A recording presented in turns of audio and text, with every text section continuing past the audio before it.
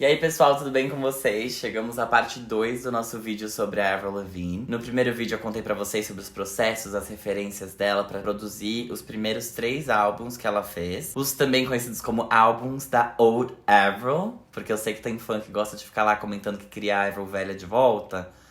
Osso. E nesse vídeo de agora eu vou falar sobre os 3 últimos álbuns da Avril, que tem umas referências bem mais pop do que os 3 primeiros.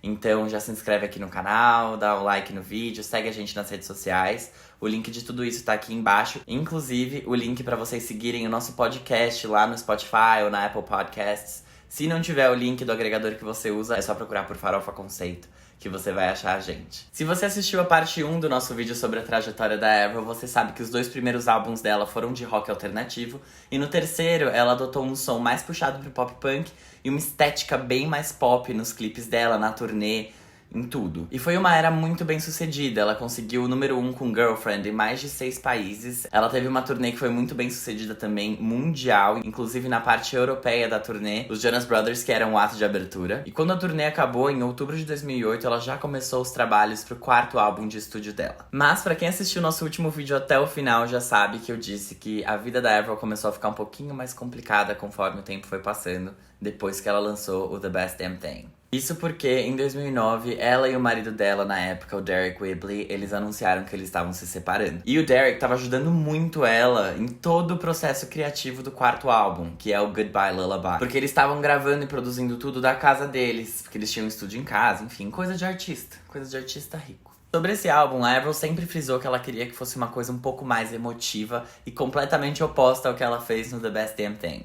Isso porque o terceiro álbum da Avril, como eu comentei no primeiro vídeo, não tinha nada de muito pessoal por ali, porque ela fez pensando muito na turnê. Toda vez que ela criava alguma música, ela pensava nela no palco, pulando pra lá e pra cá, e a plateia pulando junto com ela. E dessa vez ela tinha imaginado um álbum feito pra ela realmente cantar. Isso fez com que ela resgatasse algumas composições de quando ela tinha 15, 17, 20 anos e que acabaram nunca sendo usadas. Porque na época, quando ela trabalhava com outros produtores pra fazer os álbuns, eles sempre falavam, ai, tá, legal, você escreveu, mas tipo, eles sempre queriam meio que escrever todas as faixas e ter um controle maior sobre o que estava acontecendo ali. E as composições dela, aquilo que ela produzia como artista, ficavam um pouco de lado. E aí dessa vez, já que ela tava trabalhando junto com o ex-marido dela, e marido, ela começou a trabalhar nesse álbum quando eles ainda estavam casados, ela teve muito mais controle sobre as composições, tanto que várias faixas desse álbum são compostas inteiramente e somente pela Avril. Isso acabou gerando um álbum bem mais emotivo e verdadeiro pra ela. Só que, além de ser o primeiro verdadeiro breakup álbum de Avril Lavigne, esse também foi o primeiro que começou a causar alguns atritos com a gravadora. Como eu comentei com vocês, ela começou a trabalhar nesse álbum em novembro de 2008 e ele só viu a luz do dia em 2011, em março de 2011. Isso porque, conforme ela foi construindo o repertório do álbum, a gravadora chamava ela e falava, amada, não é isso que tá tocando no rádio, não é isso que vai fazer sucesso. Tá muito pesado e sério esse álbum, algo que a Avril até concordava. Ele é um álbum um pouco mais sério, um pouco mais meloso, entre aspas. Então a gravadora foi incentivando ela a cada vez mais voltar pro estúdio e gravar coisas que fossem mais animadas, especialmente animadas e radiofônicas. Eu acabei nem comentando sobre isso com vocês, porque no primeiro vídeo eu só falei que ela conheceu o L.A. Reid em 2000 e foi assinada por ele pra trabalhar para a Arista Records. Só que no meio disso, depois que ela lançou o primeiro álbum, a Arista Records ela foi dissolvida e ela passou a ser controlada pela RCA Records, que é uma gravadora muito grande e muito tradicional. Ou seja, as pessoas que valorizavam, investiram e acreditaram no trabalho da Avril no primeiro momento, assim que ela foi lançada pro mercado, já não estavam mais fazendo parte da equipe que aprovava as músicas dela, que aprovava os álbuns e que decidia qual ia ser o caminho que ela ia poder tomar ou não. O Goodbye Lullaby, ele é um álbum de pop rock, especialmente pop rock, com muitas influências acústicas. Então ele tem várias faixas que são no violão, ele tem várias baladas muito fortes. Algumas faixas também são um pouco mais pop. What the Hell, que foi o primeiro single, é a música mais pop do álbum, disparadamente, é a que tem a produção mais comercial. E todos os singles do álbum foram escritos pela Avril em parceria com outras pessoas, enquanto as músicas que não foram promovidas são as músicas que ela escreveu sozinha. Comprovando que a gravadora realmente só queria investir naquilo que ela considerasse comercial. Por ter muitas faixas escritas pela Avril Lavigne, esse é um álbum que é extremamente pessoal, mas que também acabou não agradando tanto assim os críticos, porque eles reconhecem que ela sim estava sentindo muita coisa e que ela queria transmitir isso pra gente, só que como ela escreveu sozinha várias faixas, ela não conseguiu acessar as emoções dela de um jeito mais articulado. Então tudo ficou um pouco raso. Eles acabaram até falando que a Avril brilha mais quando ela tem os parceiros certos do que quando ela escreve sozinha. Comercialmente, esse álbum não performou tão bem quanto os lançamentos anteriores da Avril. Ele estreou em 4º lugar nos Estados Unidos, com 87 mil cópias vendidas na primeira semana. Isso são 202 mil cópias a menos do que o que ela vendeu com The Best Damn Thing.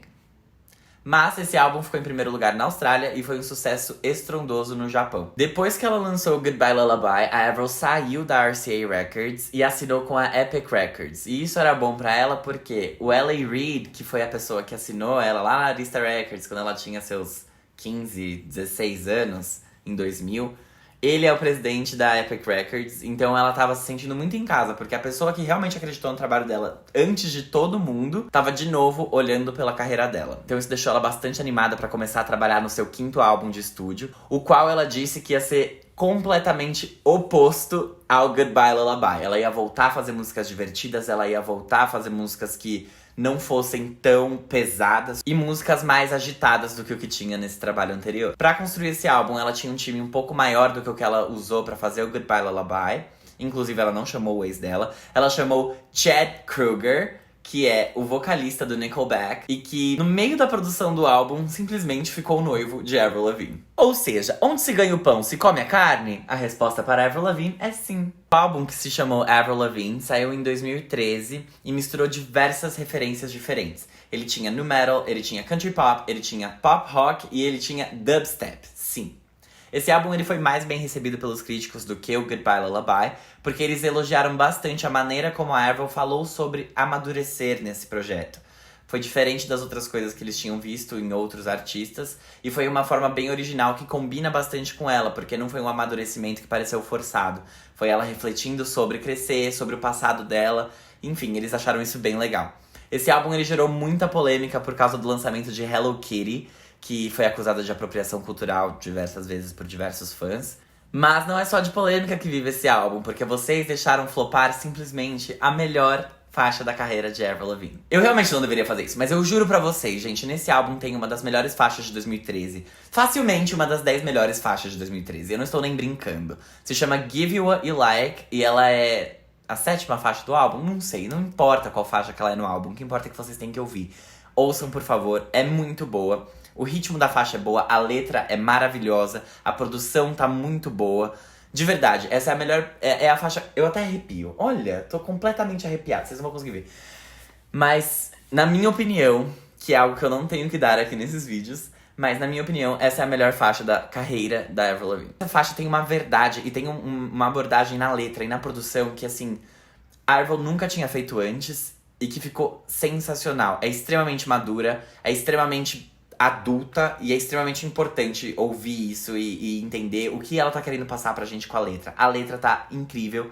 Give You What You Like. Vamos ver, por favor. Desculpa, eu já voltei a ser imparcial. Depois que ela lançou o Avril Lavigne, ela fez turnê até 2014. Em meados de agosto ela acabou a turnê. Em dezembro de 2014 ela recebeu um diagnóstico que foi um pouco preocupante de doença de Lyme. A doença de Lyme ela é uma doença transmitida por um tipo de carrapato que fica em veados lá no Canadá. Então, queridas, não tem no Brasil. Pelo menos não é essa versão, porque temos outras. A Lyme brasileira. E isso foi uma coisa que influenciou completamente o último trabalho da Avril, que saiu em 2019, se chama Head Above Water. Além do fato também dela ter se divorciado do Chad Kroeger em 2015. Então, o álbum ele traz muitas letras sobre empoderamento, sobre fé, sobre você se recuperar de tempos difíceis e sobre você superar relacionamentos, sobre você sair de relacionamentos tóxicos, enfim, várias coisas. Pra construir esse álbum, que é um álbum de pop, a Avril acabou trazendo referências um pouco diferentes e mais clássicas do que o que ela trazia antes. Ele acabou não sendo tão bem recebido pela crítica e nem comercialmente, mas pelo menos ele tirou os fãs da seca depois de 6 anos sem nenhum lançamento novo. E o mais novo lançamento da Avril acabou de sair, saiu agora no dia 24 de abril, e se chama We Are Warriors. Essa faixa ela foi lançada para apoiar o combate ao novo coronavírus. E ela será comentada no episódio 65 do Farofa Conceito, que sai na quinta-feira. Então,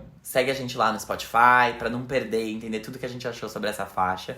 Se você também quiser saber a nossa opinião sobre o lançamento dela, o Head Above Water, de fevereiro de 2019, você pode ouvir o episódio 6 do Farofa Conceito, porque lá tem tudo sobre o álbum. Muito obrigado, caso vocês tenham conseguido chegar até aqui. Espero que vocês tenham gostado. Ouçam Give You What You Like, por favor. Juro, gente, é muito boa. É muito boa, mesmo. Me falem o que vocês acham dos trabalhos mais pop da Avril e o que vocês esperam que ela faça pros próximos trabalhos dela. Mas é isso, gente. Eu vejo vocês na semana que vem. Obrigado mesmo por terem assistido. Até já.